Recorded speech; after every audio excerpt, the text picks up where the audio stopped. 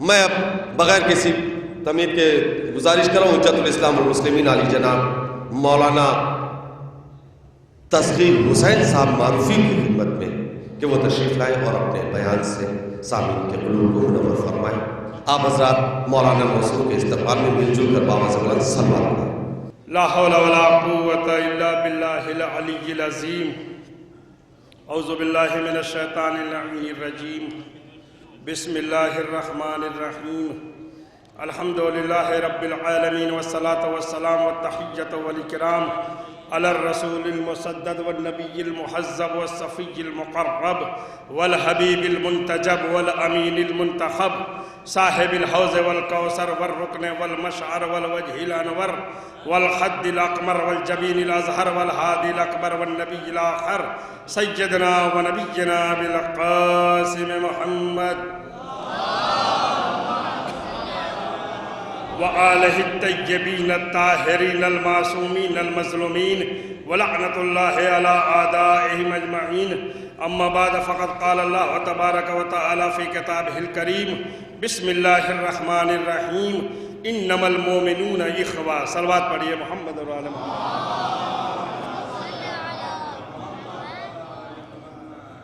جس کتاب قرآن مجید کی آیت کی تلاوت کا شرف حاصل کیا ہے، یقیناً یہ وہ انمول موتی ہے جو غیب کے خزانے میں مکنون و مستور تھا۔ یہ وہ نایاب گوہر ہے جسے ازل ہی سے جوہر شناس نظریں ایمان کے بازاروں میں تلاش کر رہی تھیں۔ قرآن مجید کے اندر وہ فصاحت و بلاغت کے گوہر آبدار ہیں جس کی چمک سے بڑے بڑے فصحا اور بلغا کی آنکھیں کھیرا کھیرا ہو کر کے رہ گئیں، اور کیوں نہ ہو، یہ اس کا کلام ہے جو خود خالق فصاحت و بلاغت ہے۔ اور یہ کتاب ایسے افراد کی پناہ میں ہے جس کے وجود کی برکت سے فصاحت کو جلا ملی، بلاغت کو ضیاء ملی، لفظوں کو پرکھنے کا سلیقہ ملا، جملوں کو ادائیگی کا طریقہ ملا۔ یہ کوئی اور دروازہ نہیں ہے، یہ اہل بیت علیہ السلام کا دروازہ ہے، یہ آل مصطفیٰ کا گھرانہ ہے، جہاں پہ کوئی محمد ہے جس نے لوگوں کو حمد خدا کی راہ دکھائی، جہاں پہ کوئی علی ہے جس نے الوہیت کی پہچان کروائی، جہاں پہ کوئی فاطمہ ہے جس کے وجود کی برکت سے کائنات کے اندر رشد و ہدایت کی روشنی پھیلی، جہاں پہ کوئی حسن ہے جس نے حسنات کو چھپانے کا ہنر بتایا، جہاں پہ کوئی حسین ہے جس نے انسانیت کے اوپر احسان کر کے انسانی قدر و منزلت کو بام عروج تک پہنچا دیا، جہاں پہ کوئی سید سجاد ہے، جہاں پہ کوئی محمد باقر ہے، جہاں پہ کوئی جعفر صادق ہے۔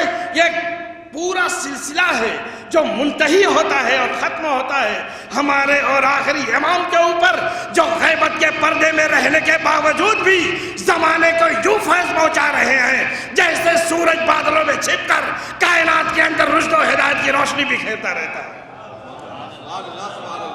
یہ قرآن مجید کل بھی معجزہ تھا، آج بھی معجزہ ہے، اور قیامت تک معجزہ رہے گا۔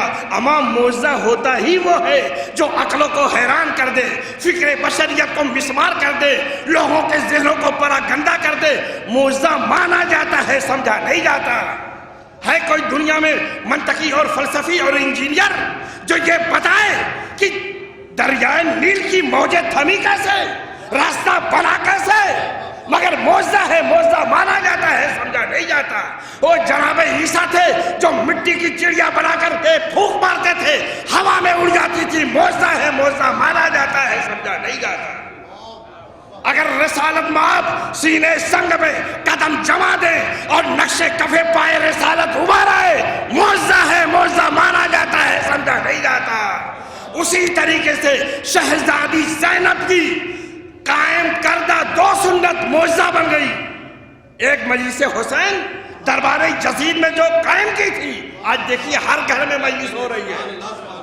اور دوسری سنت معجزہ بنی 40 مولا حسین کا چہلم سب سے پہلے کس نے کیا؟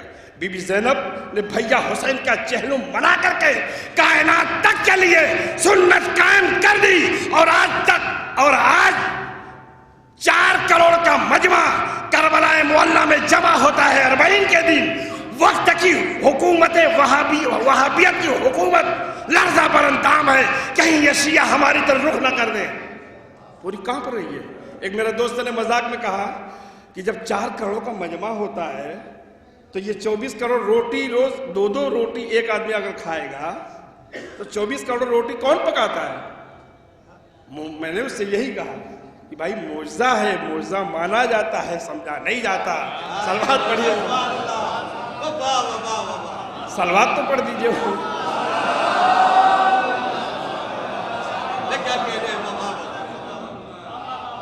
تو انما المومنون اخوہ, مومنین آپس میں بھائی بھائی ہیں آپس میں. اگر قرآن کا یہ حکم ہے کہ آپس میں کسی کے درمیان رنجش ہو جائے, عداوت پیدا ہو جائے, جھگڑا اختلاف ہو جائے تو آپس میں سلوک کرا دینا چاہیے.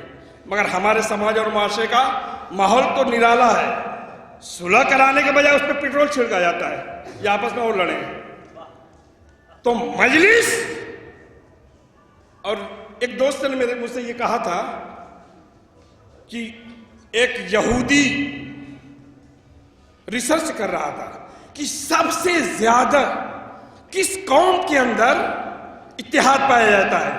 وہ اس نے ریسرچ جب کیا تو ایک نتیجے پہ پہنچا, شیعہ ایک ایسی قوم ہے جس کے اندر اتحاد سب سے زیادہ پایا جاتا ہے.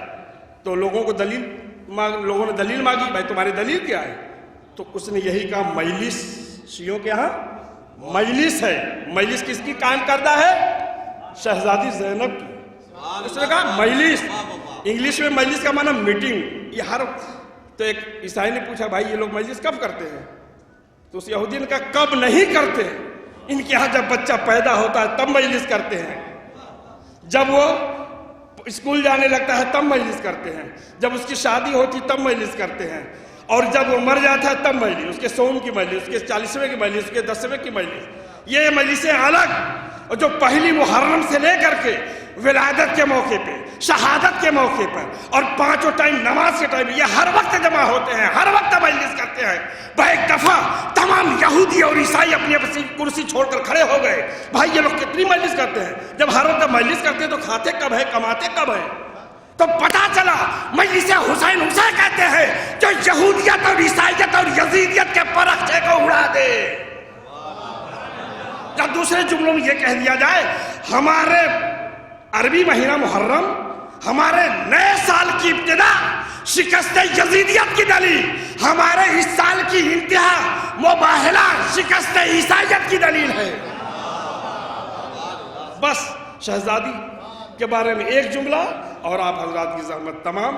ہماری شہزادی زینب کی ولادت میں یہ خاصیت ہے کہ ہماری شہزادی 5ویں ہجری میں آئی, 5ویں مہینے میں آئی, 5 تاریخ کو آئی, اور پنجتن پاک کے سائے میں آئی. صلوات پڑھیں.